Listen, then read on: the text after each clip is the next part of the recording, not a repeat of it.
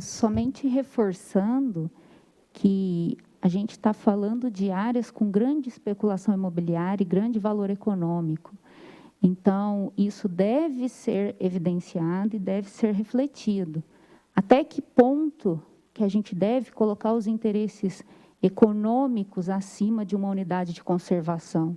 Até que ponto que nós seremos coerentes com esse avanço sobre uma importante unidade de conservação?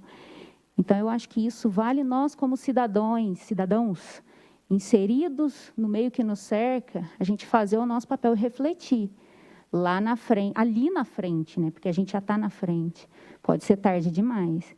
E, mais uma vez, eu reitero que deve estar fazendo quase um ano, a gente tem todos os protocolos, das tentativas nossas de tentar entender essa área em específico do Jardim Floresta ali, da zona de amortecimento ali daquela área.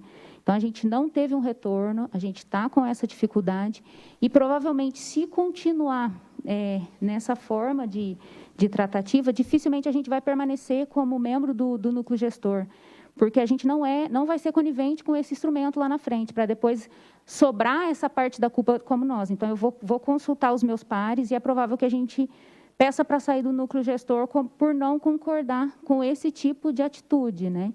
Então, eu peço mais uma vez a todos os senhores delegados que a gente seja consciente de uma ação onde a gente vai sobrepor ou alterar ou expandir o perímetro urbano sobre uma área que ela deve ser prioritária de conservação, considerando que para a expansão urbana a gente consegue N outras áreas no município, porém, uma área prioritária ao lado de uma unidade de conservação que tem grande relevância ambiental para o município, a gente não vai ter outra ali naquela região. Então, fica aqui o nosso registro para que todos se atentem, e não só aquela área, mas o uso e ocupação em geral ao redor daquela área, né, para que a gente tenha uma atenção maior com relação às regras de ocupação. Agradeço a contribuição da Marielle. O vereador Bruno, por favor. Pela ordem. Nós temos duas situações que a gente votou aqui com relação...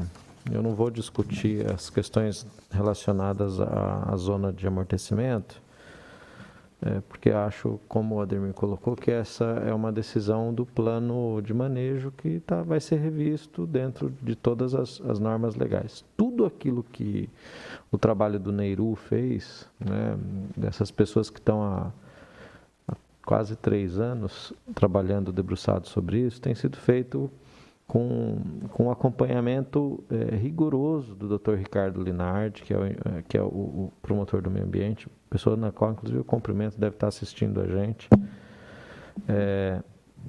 E a gente não faz, me desculpa, Ademir, a gente não faz gambiarra, a gente não está aqui para brincar.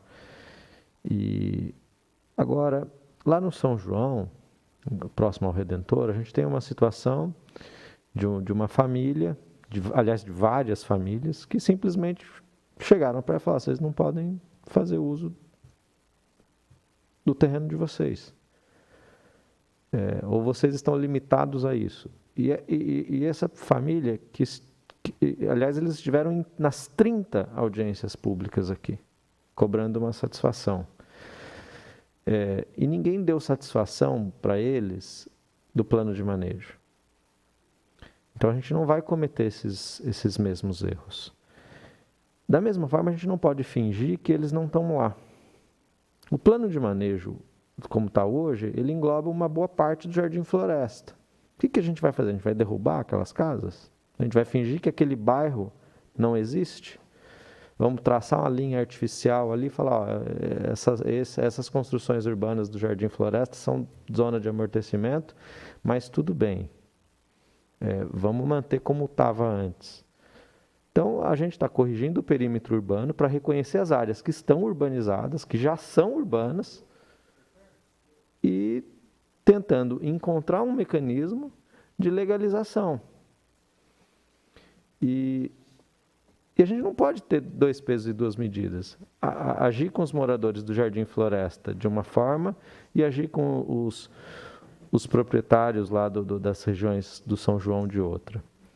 E com relação a pertencer ao núcleo gestor ou não, muito democraticamente, como todas as entidades foram convidadas a participar, ninguém está aqui obrigado. O Instituto Fernando Bonillo foi convidado, como outras associações foram, porque entendeu-se que havia uma contribuição. Vocês fizeram uma solicitação que foi votada aqui e o pleito de vocês foi atendido. Então, não sei o que se pode desprender disso, né? Eu volto a dizer, nós estamos aqui para resolver os problemas e nós não vamos empurrá-los adiante, custe o que custar. Agradeço a contribuição do vereador Bruno. Colocando o debate 6, a área deverá ser mantida como zona de amortecimento SZA 6.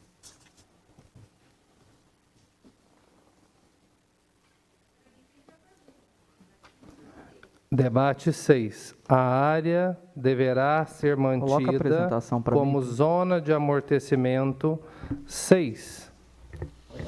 A apresentação no slide, por favor.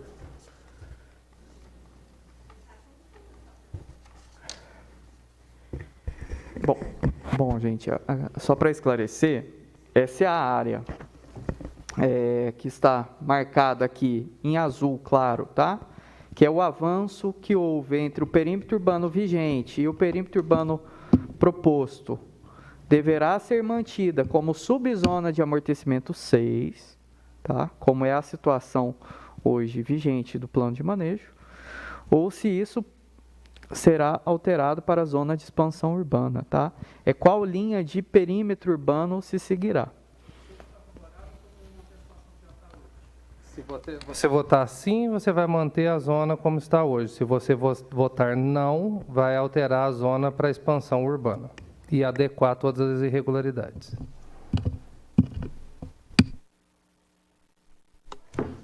Pessoal, mantenham levantadas apenas as fichas verdes, por gentileza. Por questão de ordem, Marielle, a gente não vai abrir para tréplica para questão de horário, tá? Só Está contabilizado? Vamos contabilizar. Marlúcio, qual é o número da sua?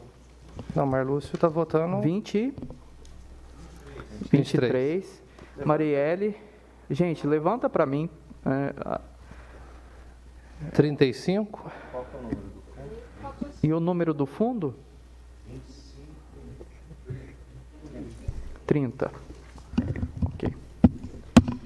Gente, por questão da réplica, a questão da zona de amortecimento é tão complexa que hoje a gente tem todo um parcelamento irregular na subzona de amortecimento 2, que fica localizada na região do bairro Cantagalo, né? Que é um parcelamento do solo feito de forma clandestina, que iniciou-se em 2015 ou 2016 aproximadamente, e hoje a gente já tem mais de 30, 40 casas lá edificadas, casas com piscinas, casas, né, numa situação já consolidada. E essa situação, exclusivamente, não foi nem tratada de qualquer correção, porque esse parcelamento está clandestino, né, ele não tem uma situação regular, então essa questão não foi nem colocada a pleito. As duas situações que foram votadas aqui são incoerências que existem na legislação municipal, né, no plano diretor e no plano de manejo, e que há oportunidade do debate público, da gente levar a conhecimento da população e a um debate mais amplo, este momento, né, que será também conduzido aí com a revisão do plano de manejo. Então, muito obrigado, retomo aí a palavra para a mesa diretora. Passando para o debate 7 sobre a zona de expansão de interesse social do São Fernando.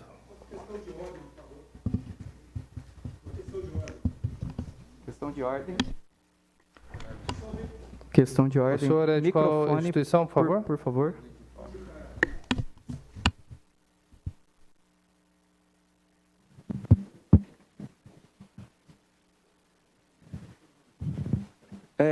Somente para evitar futuros questionamentos, eu acho que quando a gente está anotando somente os votos... Gentileza, só identificar, por favor, nome e a instituição. Carlos Pinto e de Par. Somente para colaborar, né, para evitar alguns futuros questionamentos, eu acredito que a maneira que a gente está votando aí, anotando o exemplo, foi votado, disse levanta a placa vermelha, levantou-se 4. E anotou somente a placa vermelha. Nós estamos esquecendo que existe a branca também. Então, e pode-se questionar... Nenhuma delas foi levantada, e nenhuma das questões nós tivemos votos de abstenção, por isso que não foi anotado, senhor Carlos. Ok, não, mas vocês conseguem ver na distância o que é branco e o que é verde? Sim. Então, ok, beleza. Sim. É por isso que nós estamos mantendo só quando nós tivemos até agora só votos favoráveis de sim e votos negativos de não.